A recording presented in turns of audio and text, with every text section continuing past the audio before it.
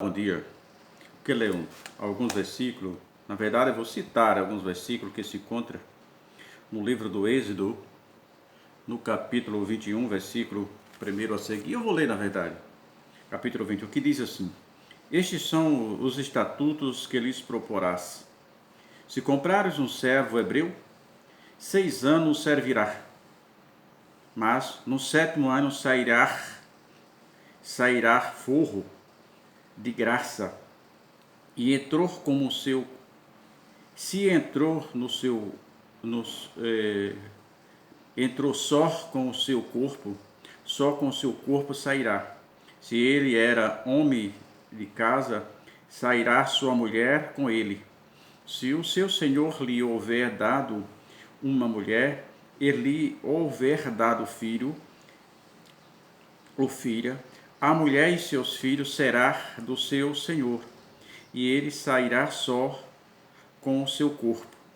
Mas se aquele servo expressamente disser: Eu amo o meu senhor e a minha mulher e os meus filhos, e não quero sair forro, então seu senhor levará o juízo e o fará chegar à porta e ao postigos. O seu senhor lhe furará a orelha e com uma sovela, e servirá para sempre. Observe uma questão interessante. Segundo o texto que lemos em Israel, que era permitido a escravidão, que dependendo até das condições financeiras, a pessoa não tinha conta, alguma coisa para pagar a sua dívida, era levado como escravo. Entretanto, essa escravidão ela tinha limite em Israel. Se a pessoa comprava um escravo, ele já sabia que só podia se servir desse escravo por 6 anos. No 7º ano era obrigado a libertá-lo, esse escravo. Então, por 6 anos se servia. Então, toda compra de escravo em Israel tinha esse controle, esse regulamento por Deus, que esse escravo só podia trabalhar como escravo 6 anos. Entretanto, se houvesse alguma afinidade de carinho do servo com seu senhor, e esse servo não quisesse, a partir porque a lei determinava os 6 anos, ao entrar no 7º ano, esse servo disse: não, mas eu não quero ir embora. Não, o patrão, o senhor daquele servo, não podia simplesmente continuar com ele, porque havia uma quebra de regra, havia uma quebra da lei, ele poderia ser até morto. Entretanto, para cumprir todos os requisitos, os pré-requisitos da lei, quando completava os 6 anos, se aquele servo não queria sair, levava-se aquele servo diante do juiz, né, para aquela finalidade.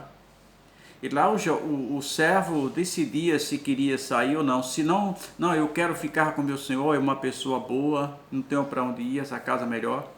Então, na presença do magistrado, aquele senhor pegava uma sovela e furava a orelha do servo. Portanto, aquele servo ficava com a orelha furada, e a orelha furada daquele servo o identificava como um voluntário.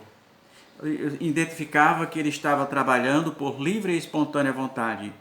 Identificava que ele estava trabalhando porque ele queria. Era realmente um atestado. Era realmente o único documento que o dono daquele servo tinha, o único documento oficial que ele tinha, era o furo na orelha do servo. E o que é que temos, né, que tem a ver com os dias de hoje? Irmão, tem muito a ver. Tem muita gente correndo atrás de Jesus apenas para alcançar algum benefício. Uma vez alcançando o seu benefício, ele vai embora porque eles nunca tiveram ou quiseram compromisso sério com o Senhor. Foram sempre dados a outras coisas menos a esse compromisso. E Jesus está buscando servos com Servos e servas que tenham a orelha furada. Significa dizer que essa pessoa está servindo a Jesus por livre e espontânea vontade. Está servindo a Jesus porque foi uma escolha delas e todos o verão que for uma escolha delas. Não é aquela pessoa que está correndo atrás de Jesus porque, fulano, eu vou ganhar uma casa, vou ganhar um carro. Não, eu estou aqui atrás disso.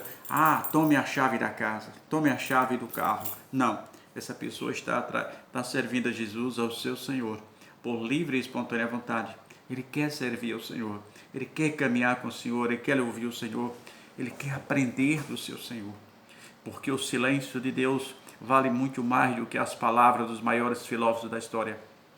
Nada, se você pegar até mesmo os grandes sofistas do período anticristo, que era considerado sofistas, as pessoas, os filósofos que parecia ter uma sabedoria, mas não tinha.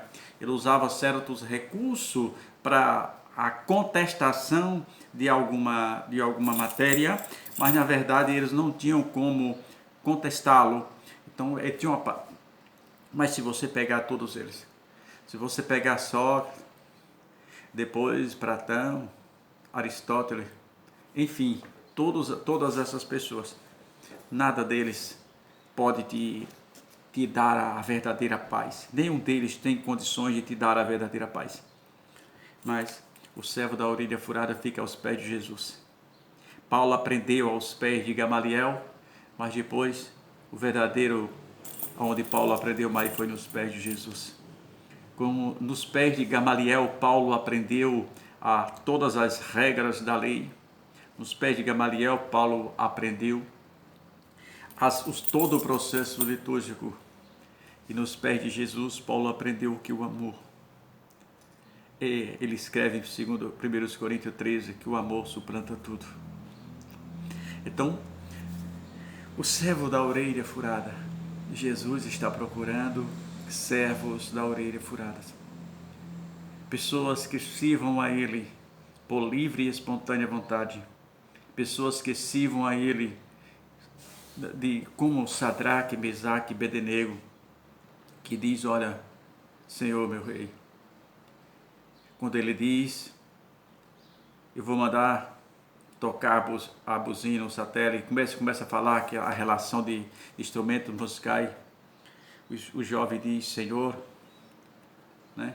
E ele ainda diz mais assim, quem é o teu Deus para te livrar da minha mão? E ele diz assim, não te necessitamos de responder sobre esse negócio. O Deus a quem nós só vimos, Ele bem pode nos livrar e Ele vai nos livrar. Mas se Ele, mesmo que Ele não livre, Senhor, nós não serviremos ao teu Deus. Isso é um servo com a orelha furada. Não importa as circunstâncias, como diz Abacuque, não importa as circunstâncias, o servo da orelha furada continua firme. O servo da orelha furada não precisa ver uma luz no final do túnel, ele precisa ouvir apenas a voz do Espírito Santo, dizendo, filho, mais um passo, que Deus os abençoe.